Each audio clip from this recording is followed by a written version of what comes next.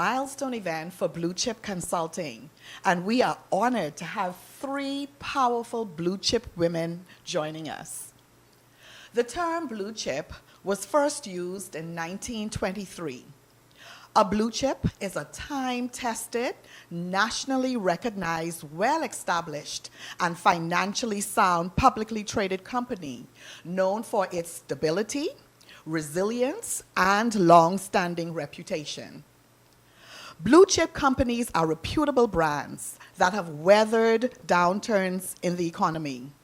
Companies like Coca-Cola, Nike, Procter & Gamble, Caterpillar, Pepsi-Cola, and Chevron are all considered to be blue chip companies.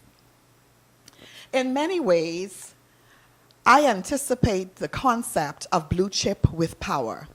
When I think of financial dominance, resilience, and stability, Cambridge Dictionary states that power is also the ability to control people and events.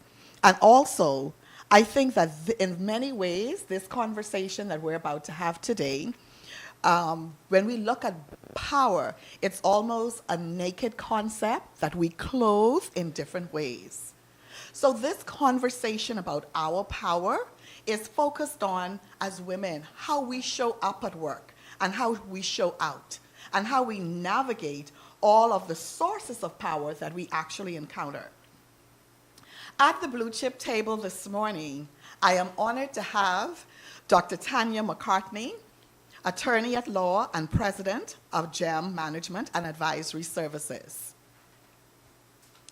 Isora Cumberbatch, immediate past president of the Bahamas Society for Human Resources Management and HR group manager at Focal Holdings Limited. And Crystal Morris, Chief Risk Officer and MLRO at the National Workers Cooperative Credit Union. Ladies, welcome. Thank you. Awesome. I feel the energy already. Yes. So ladies, let's unpack this phenomenon of our power. Crystal, an excerpt from Anne McNulty, the author of a Harvard Business Review article in 2018 entitled, "Don't Underestimate the Power of Women Supporting Women at Work," states, "The support I expected to find from female colleagues, the feeling of sisterhood in this mission, rarely survived the first contact within the workplace." Another experience she shared while working at an accounting firm indicated, "I kept asking the only woman senior to me to go to lunch. And finally, she said to me, 'Look, there's only room for one female partner here.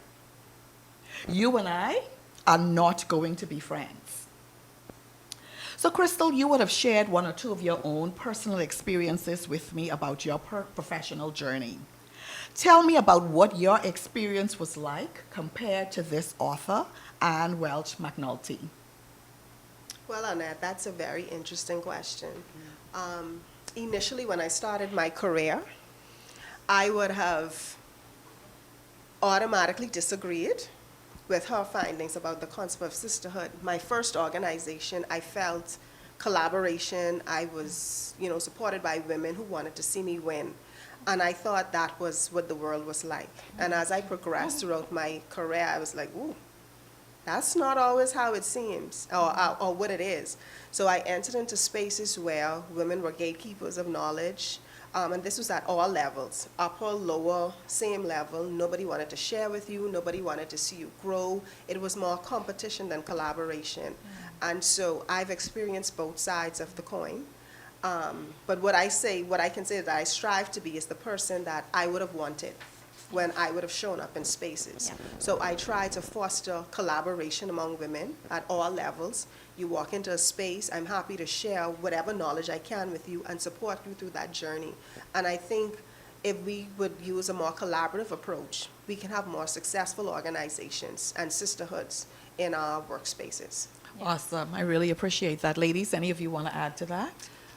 I think I share the same experiences that you've had. Initially starting my career out in HR, I was blessed to have, female leaders that would sponsor you.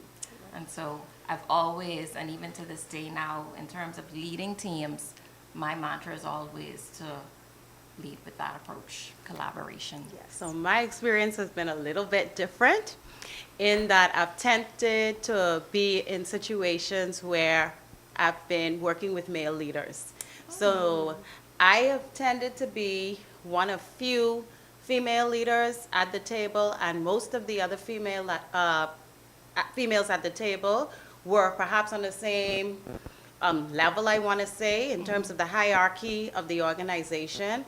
So I've worked mainly with men and reporting to men, and I have found that I've had a mixed experience, excellent mentors and coaches who, when I wanted to stretch myself or take on a new challenge, there were those experiences I had where there were men who said, okay, you can do it, let me coach you through it. And then there were certain men who preferred perhaps coaching another male, and maybe that's what they were comfortable with. So I have been, in many instances, the female who has created opportunities for other young women. I've had a lot of young female professionals work with me, and I have sought to coach them. I've talked to them about where they see themselves, and so I'm that woman, perhaps, who I wish I should had. not have didn't gatekeep. That's good. And I'm really proud when I see where some of them are today. And maybe it's because I had some male leaders who didn't open the door for me, or perhaps made it difficult for me, that I said, well, I'm not going to be that person, and I'm going to coach. So you probably have encountered some of the young professionals that I've worked with. Absolutely. These are some awesome experience, ladies. Thank you. So Tanya, you just talked about the levels that you were at. So as a woman who served at the C-suite level, why is it that women leaders are viewed and judged differently when they interact with power in a dominant leadership role, particularly when compared to our men? And so I have a second part to that. And what should they do about how they show up? Or should they just simply hide? So we have to consider the cultural context. Whether we admit it or not, we are still in a very male-dominated environment. Yes. That's the reality. Right. So why we perhaps have a different experience, I would say it's because of our cultural context. And I believe we're getting there. So I will say this is just, I don't want to, this is the way that it is. Men have held these positions for a long time. They're more comfortable perhaps grooming and working with other men. So that's why we have to show up differently. So what do we have to do? You have to be equally or even more qualified, and you just have to work hard. Yes. I have had to have a plan for my life and my career, and I believe in continuous learning. That is how you show up. You show up when you're informed. If you know that your voice or your position is likely to encounter some challenge, you need to be prepared and be able to give rational reasons and decisions for the choices you make as a leader or the suggestions that you make. So you just got to be very prepared. How do you show up? Very qualified, very prepared. You can't slack off. And so by all means, that answer suggests in no way as women should we hide, right? No. And be very intentional. You have to Yes. be intentional. Intentional is key. I mean, we're chatting here. I have been very intentional about my career, okay? Intentional in terms of saying, this is where I see myself, and then figuring out how I get there, and not being Absolutely. afraid of the hard work. So you have to be intentional, and my mantra is you have to run your own race. Yeah. Yes. And that's really being Yes. intentional, because I can't focus on what Sarah, Annette, Yes. and Crystal doing, okay? In your own And lane. I Yes. can't frame my journey to leadership within an organization based on someone else's experience. Yes. I need a plan for my life. You need a plan for your own life. And sometimes we wait for the organization to put a career plan in place for yes, you, yes, to invest in yes, you, to give you the yes. tuition reimbursement. All of that, So yes. No. let's unpack that, but I'm going to run your own race Yeah. in Yes. a really intentional way if you want to succeed as a female and as a leader within an organization. And I certainly hope that all of the next generation leaders who are listening to us this morning really heard and that resonates with them. So, Isara, you know, sometimes the rise of a woman in leadership feels like a move to qualify affirmative action in organizations. As a former president of B. Sherm, what are some of the things we need to do to ensure that there are more women in leadership positions in the Bahamas? Or do we have too many women as it is?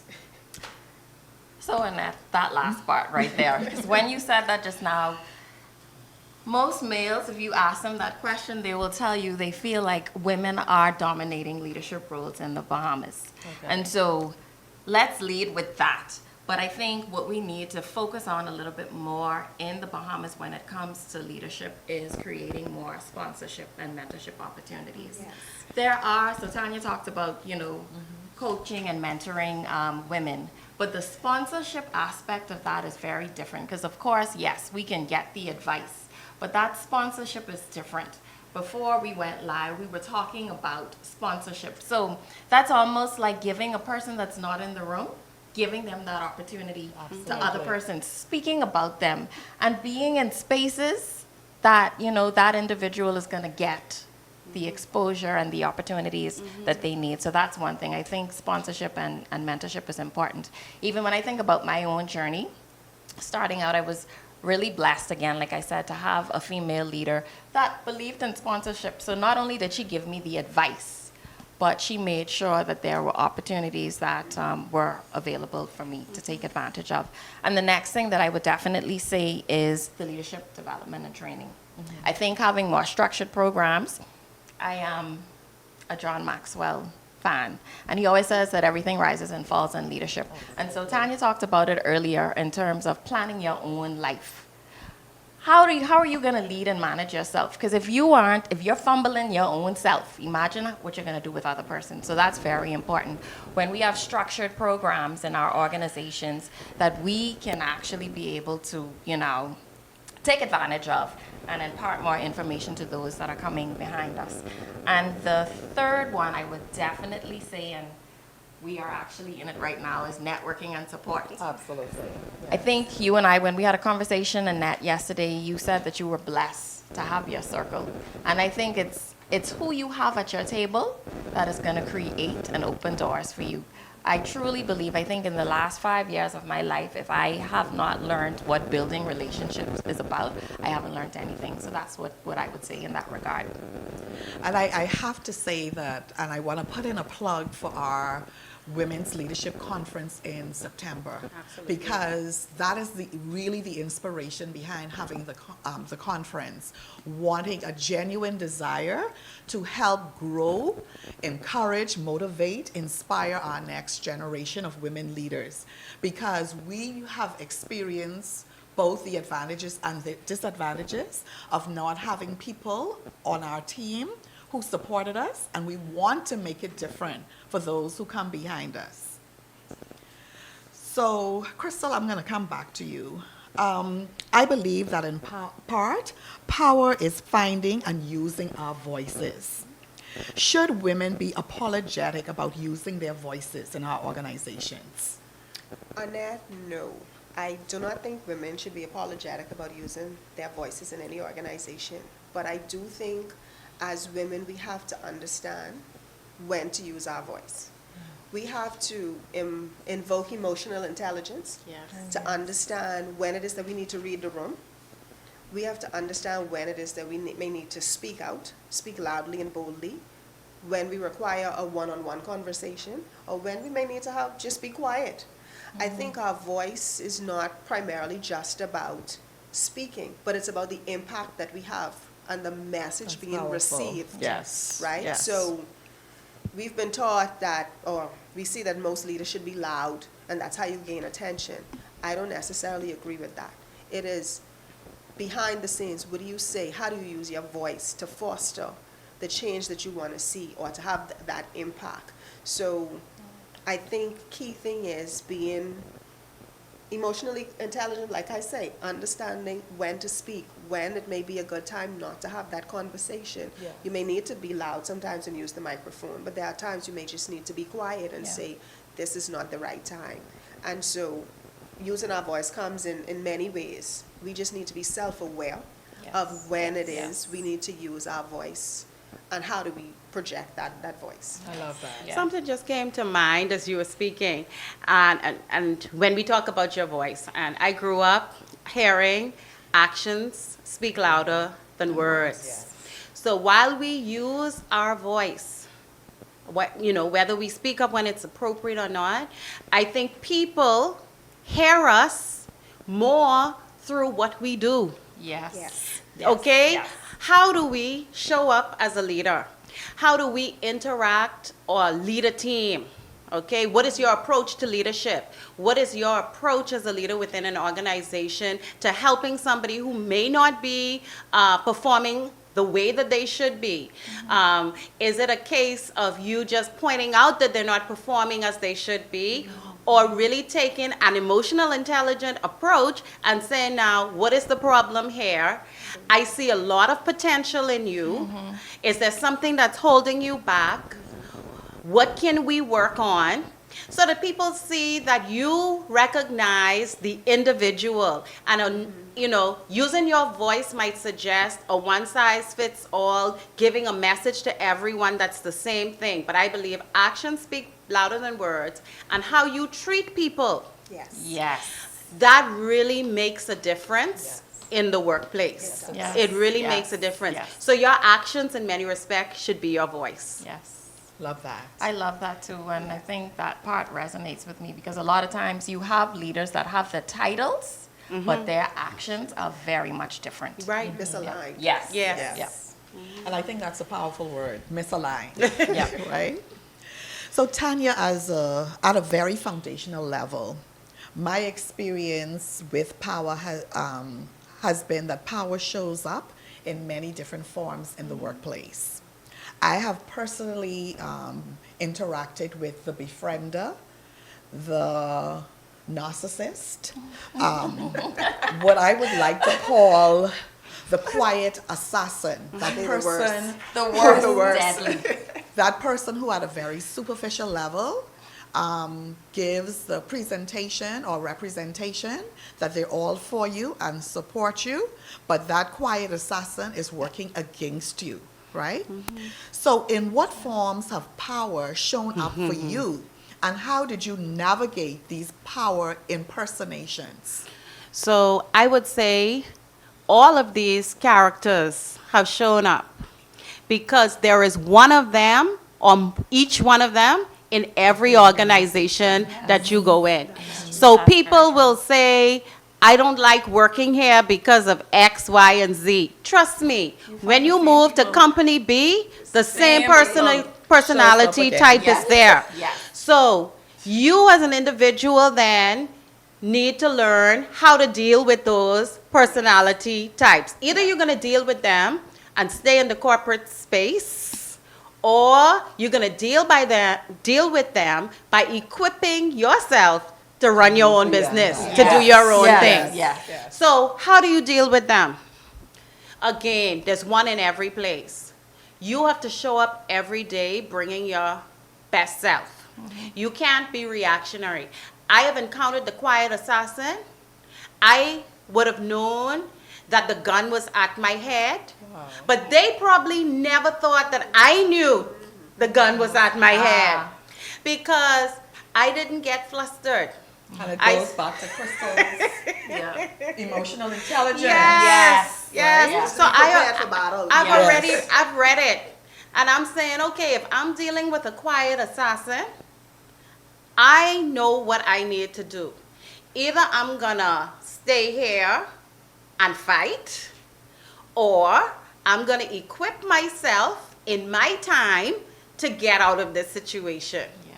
So you have to have a plan for yourself. You can't feel stuck. You can't feel subjugated to it as if you don't have an alternative, because we're talking about power, and I'm getting to like this. I'm gonna still end with this. Your power is choice.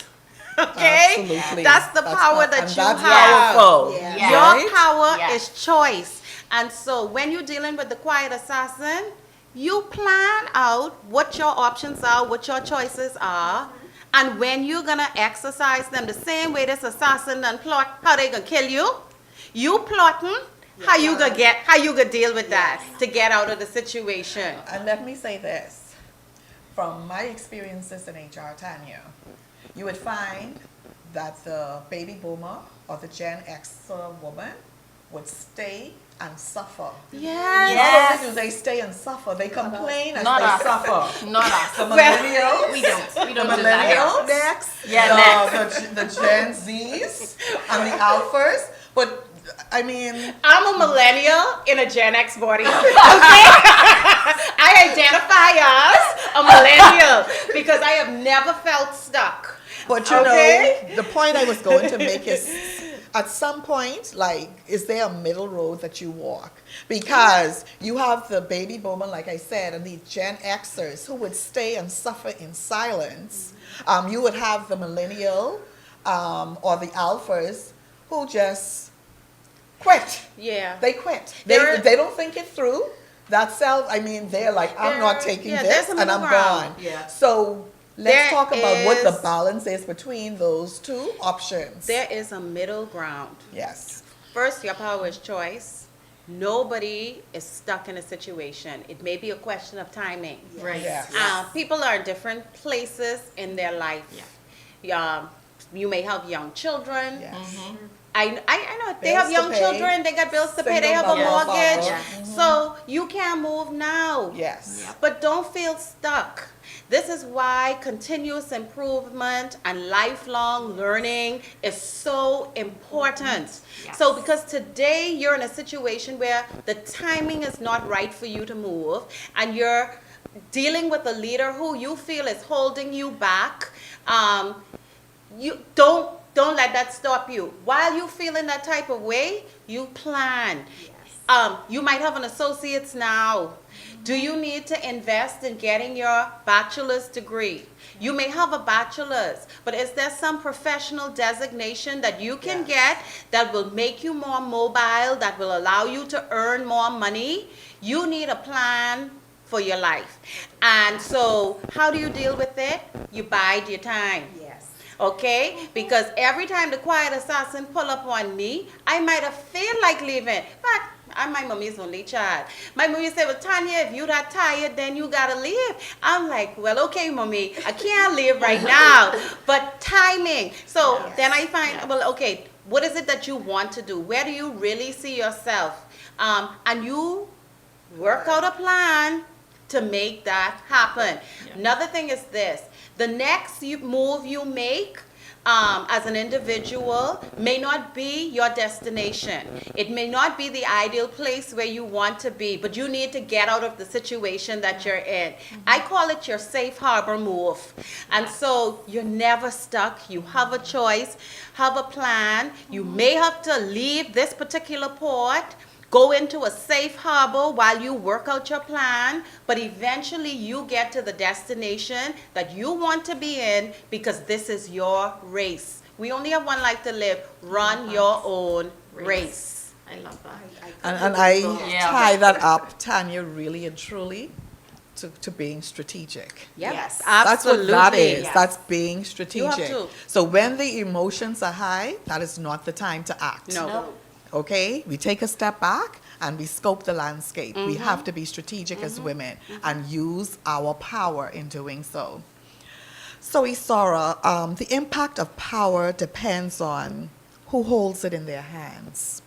Many women, I would wager, prefer to work with men because oftentimes in our cultural environment, it seems like it's a woman that acts as an oppressor. What has been your experience in this regard? So that's an interesting question, Annette. I definitely would say, unlike Tanya, who's had male leaders her entire life, mine was quite the opposite. I've always worked with female leaders. Up until now, I actually have male leaders, and I wouldn't say that there is a stark difference for me, because I think that I've been blessed so far, let me knock on wood, to have advocates. Yeah. But I have experienced what you talked about in terms of having an oppressor, and I would just pretty much share what that feeling did for me. I've learned some lessons. It definitely diminished my professional confidence, the situation, because it's almost like there's this female that sees you. Tanya talked about being a continuous learner, seeking out feedback. That's the most important thing. And yet still nothing that you do is ever good enough. And so sometimes it makes you question yourself and wonder, like, do I really know what I know, or I don't know what I know? But at the end of that, in that particular situation, what I would say from that, I really took a back seat, strategic about it, in terms of having a plan, very important. I thought about it, not something persons would have said, well, how you just make a decision like that? And that goes to running your, how do you, nobody runs this race. So when someone says, do you think that? Yes, I'm going to do it. And once you put God, because I did, a decision that's what I was, decision was very strategic. Of course, I have financial obligations, but and it goes back to having, not being emotional, and of course, that book, I think, Hours of the Force of Yes, you have to be strategic, and you don't everything that you're gonna do. My Grammy always said, a keeps a wise, and so for me, What? Yes. Okay. yeah, I was raised by old people. yeah, old people. And so for me, I would say one of the lessons that I learned from that was EQ, my emotional intelligence. It definitely was in that environment. Able to walk away, not guessing, but just feel at the end of it that I made was an impact for me. Sometimes you have to walk situations and know that there are some Agreed. and better once you continue to feel and you know evolve. So that's what I would say And I for me. imagine walk away too, almost, because I've encountered that, like a peace of mind. Yes. Like and I feel this decision, I don't what God has in mind for me, but I'm trying Him. Yes. That peace of mind, so important. Priceless. Yeah. I'll tell you for that, Annette. The mind was can't put that. Gotcha. So, Crystal, I want to come back to you. We have millennials and Gen Alpha, virtual. Some of them have own their power, grow, and to lead. What advice would you give these generation leaders about owning their power? Very good question, Annette. I think it has been mentioned previously. I think from experience, what I would want in leadership is just about ambition. It's about a refining journey, right? You get to learn things along the way. Leadership for me, spoke about male leaders. I've had impactful men I've had in my career. And at this stage, I have men, right? Supported me, open doors, who sponsored. And so even though women along those men, and I still maintain relationships from early on in my first career with a very strong mentor this day, and so by action, he wasn't just a talk. You saw it in his actions, and I so many of those lessons throughout my career. The next thing I say is just good to have a strong work ethic.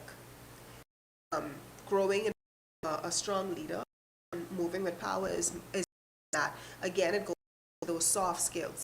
those emotional intelligence, knowing when to show up, how to communicate, how to navigate throughout your career, when to talk, when to stay silent.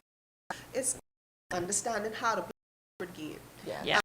If you don't have strong mentorship, you could kind of go lose yourself along the way. Yeah. So I would say find someone that you trust, who can cheer you on when you're winning, and who could spank you up Absolutely. when you're on When the you wrong need it. side. And some of Yes. those spanking up don't be best because you think you owning this and you doing Yes. this, and they have to say, no, No, you need to no. calm down. Right. Let's This is redirect. let's Yes. redirect. This is how you need to do. So I would strongly say mentorship is key, and investing in soft skills and understanding how to navigate this corporate world.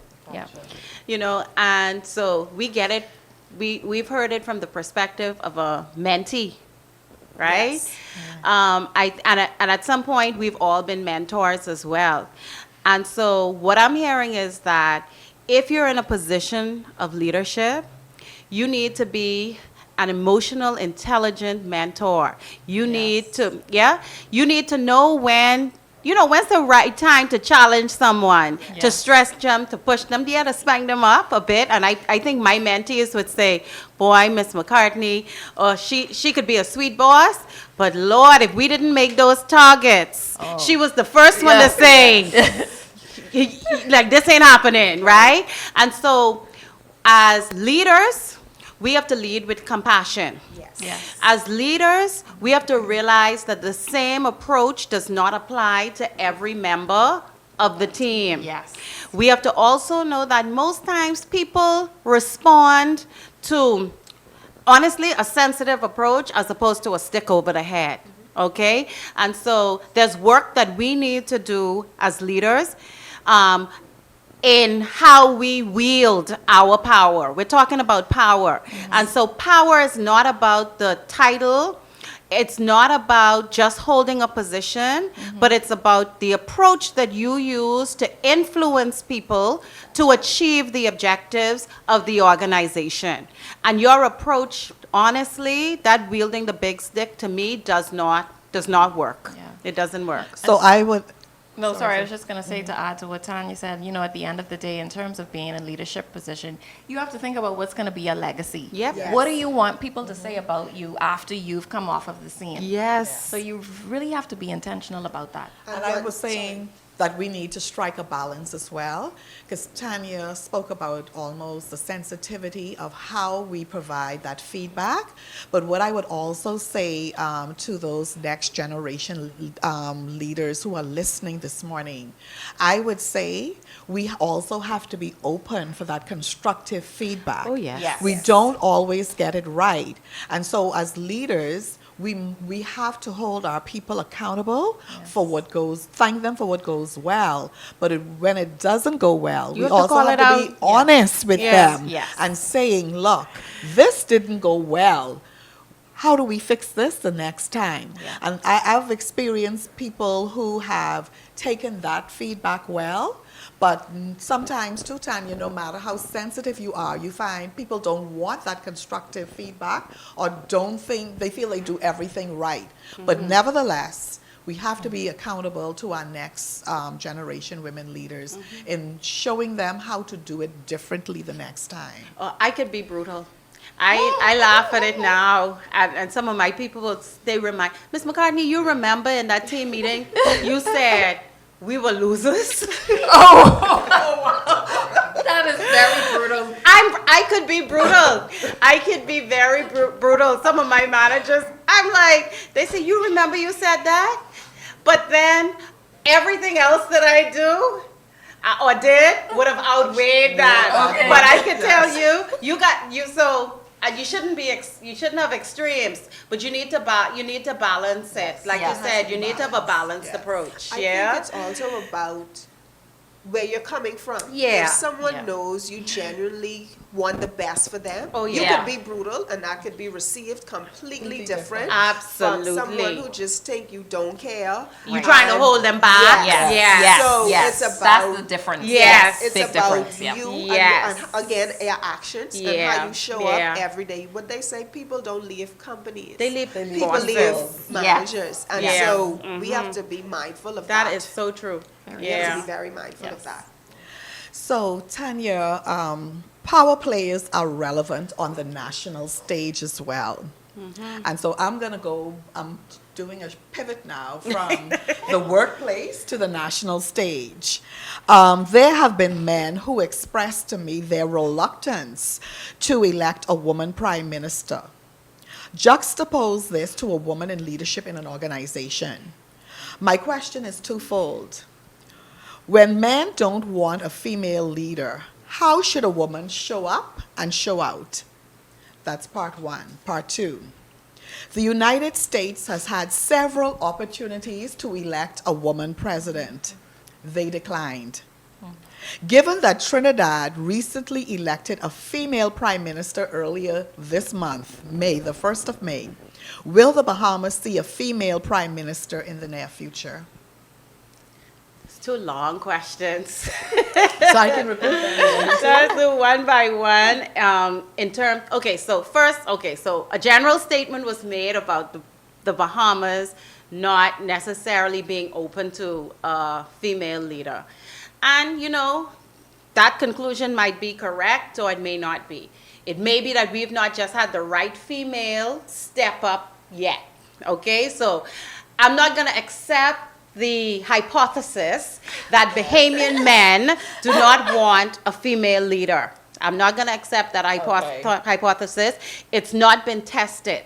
Right. We've not had the opportunity yet to vote for a female who has been the leader of a major political party. Valid So, points. okay, so that's the first thing. Nonetheless, we have not had a female leader reach those ranks. So what do we have to do? It goes right back, I think, whether it's in the corporate space or in the national or political space, we're gonna have to work extra hard to get there. The female that does it, one is gonna have to be able to navigate the politics of it all. And maybe that's gonna be my answer for that question. So will the Bahamas see a female prime minister? It could happen in my lifetime. I see a lot of Bahamian women in politics now. I see women who are interested in politics. And I believe whatever we put our minds to, we can do. But they're going to have to be willing. They're going to have the patience, the guts to deal with what goes with internal party politics. So I ain't sleeping on no Bahamian woman. So Tanya, can I ask you a question then? Having been in politics and being able to navigate all of these different nuances, do you think that, who knows, that next woman could be female prime minister could be you? Absolutely not.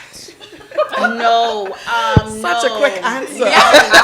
Not even a No, second thought. and I tell people, when I offered to serve as a candidate, I served in the Senate for 5 years. I offered as a candidate in 2002. I was much younger. I just think it was a missed opportunity for those who I would have served. And I've also realized that there are so many other ways that you can help to build your country. Yes. And you don't have to be in frontline politics. So I continue to serve, I continue to give back. But having done that, I've just determined that that's, seeking a nomination, going to knock on doors, going to represent a constituency is not the only way that you can give service. And I don't see myself going into frontline politics again. Okay. They say you never pass nothing till you're dead. Yeah. But right now, I tell you, I run my own race. Yes. Right now, Yes. I Yes. see that in my lane. Yeah. That ain't in my lane.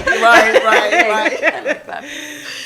So, Isara, the world seems to address all the issues it considers important, For example, in the United States and the United Kingdom, same-sex marriages have been addressed and implemented as law. Should we be concerned about the fact that women issues are still lagging behind? And the question in my mind is, why? That's an interesting question, and I think it goes back to what we started with, Annette, when we talked about still being in a male-dominated society. We're still very patriarchal. And so while things are changing, because I won't say from where I sit that, nothing's being done, we're making strides, but they're moving very, very slow. And so I think that when we look at the Trump administration and the pronouns, Trump is, he's doing away with that. But even in the Bahamas, when we look at certain issues, there's still marital rape that's on that hasn't been fully addressed, things like that.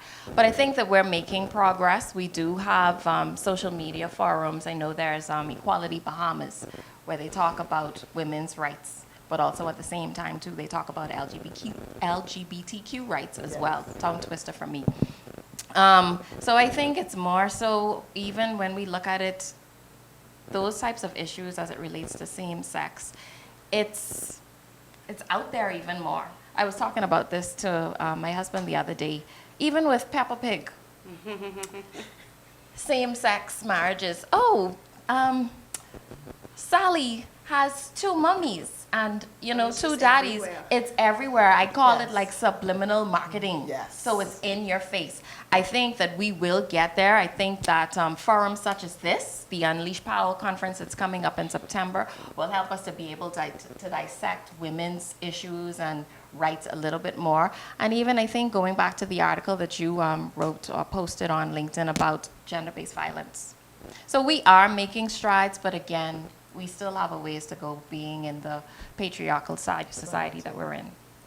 Anybody wants to add to And I that? just think more women need to take a stand. It's okay for us to gather in small spaces, but how do we all use our voices collectively to support women's issues? Yes. No, you may not be the subject of domestic violence, but you know someone who is. Yes. You know someone who's been impacted, and just the mere fact that they've had that experience as a woman, you should want to be sensitive to that, So I think if we use our voices collectively, we can do a better job at promoting women's rights and getting that to the forefront. Just how everybody have a subliminal message, we need to have our message as well. Yes, I almost want to say amen. And I was thinking about this. What has happened? And we saw the referendum, well, two we've had referenda on with respect to women's equality issues. I think they got lost in in the politics. Right. So people weren't necessarily voting on the issues. They were voting on how they felt, perhaps about the government at the Yes, time. exactly. At each point in time, it became very political. And so when we deal with women's issues, I think we need to deal with them individually and avoid a situation where they may get caught up in how people feel at a certain time with how a government is performing. I think they were used to measure government performance as opposed to people really thinking about the issues. Yes. Right. Yeah. And so, Yes, good Tanya, point. I guess what I would want to ask on that point, because I think that's an excellent point. What do you think that we can do, especially in our society, to unclear the water, so to speak, so that people understand that this is not about politics. This is about the issue at hand. Maybe it's civil society perhaps needs to lead the charge as opposed to policymakers putting an option to you. So if we're serious about it as women, which I think we are, all the various groups need to come together and civil society needs to lead that charge. Civil society needs to lobby the various stakeholder groups that may have different views.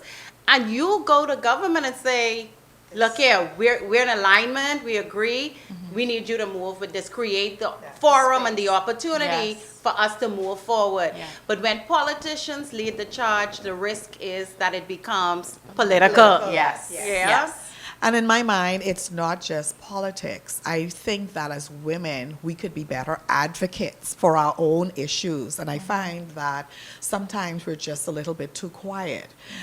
So use our voice. Sora mentioned during International Women's Week, one of the things that I did was post on LinkedIn some research I had done about the number of women who are abused in this country, the number of young girls who have suffered either incest or rape, and how underreported Yeah. both of them are. And so a lot of times as women, we are aware of these things happening, but we remain silent. And so Yes. those are the issues and others that I think that we can champion to improve the quality of life for other women. I agree with you, and I would also add that certainly we see more reported cases and more prosecutions than we have ever seen with respect to abuse. Every week, there's a story, there's a conviction. We may not be happy with the penalty. We Right. may say it's just a slap on the wrist, but certainly I would say maybe over the past decade or so, we have seen more of these cases actually being prosecuted compared to when we were much Yes. younger. Yeah. Wow. Yeah, Okay. yeah, The power of social media. yeah, Yes. yeah.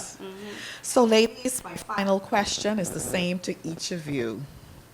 What do you think our power is as women? Something that would inspire and encourage the women listening today.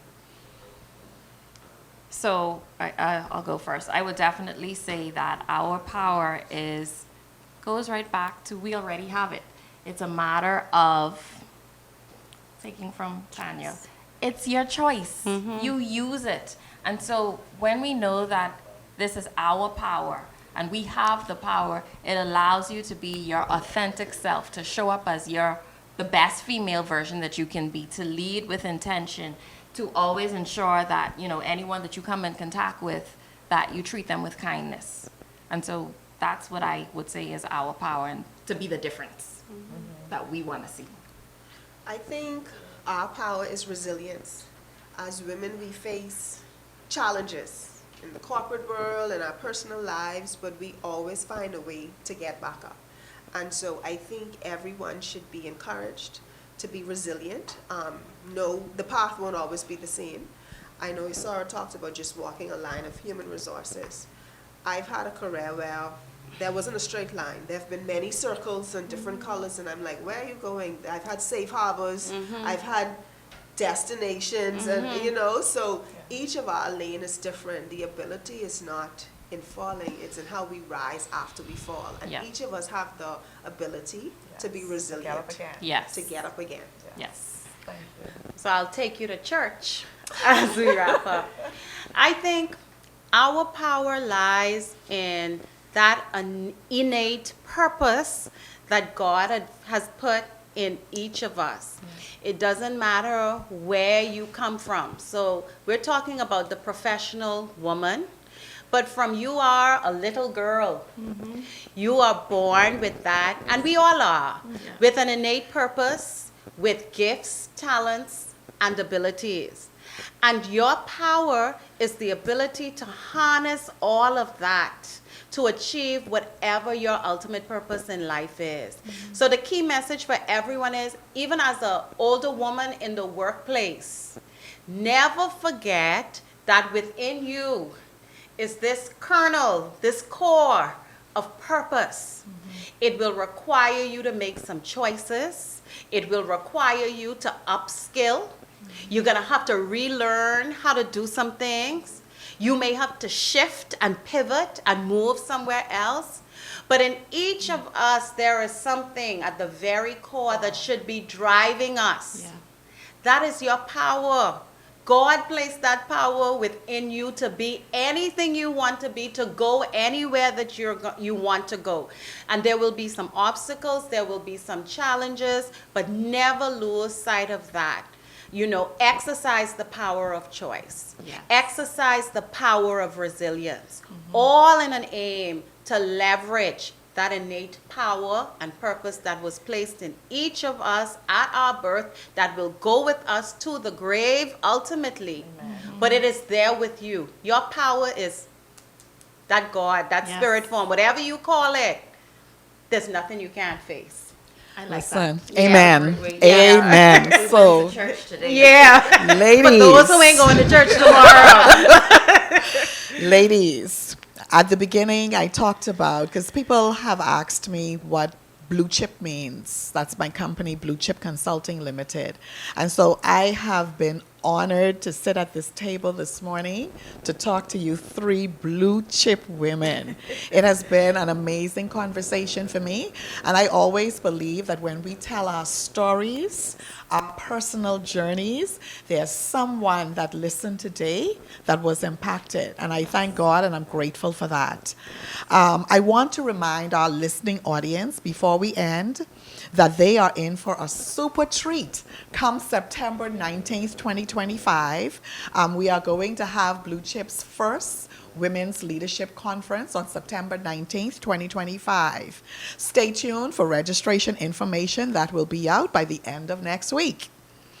So thanks to those who have sponsored us in this journey so far to our first Women's Leadership Conference. They are Jamel Enterprises, National Airport and Development Company, we know it as NAD, and the National Insurance Board. But no, for those who are listening and who work in organizations, we are still accepting sponsorships. Thanks to the hard-working members, the people who have been working and traveling this journey with me toward Unleash Your Power on September 19th. Thanks to Isara Cumberbatch, Stephen Bonnaby, Desiree Rutherford, Jennifer Duncombe, Lucretia Johnson, and Calvonia Brown. And I would be remiss if I didn't thank my number one cheerleader, my husband, Darren Cash. So until next time, thanks for joining us. And those of you in audience land, have a wonderful Saturday.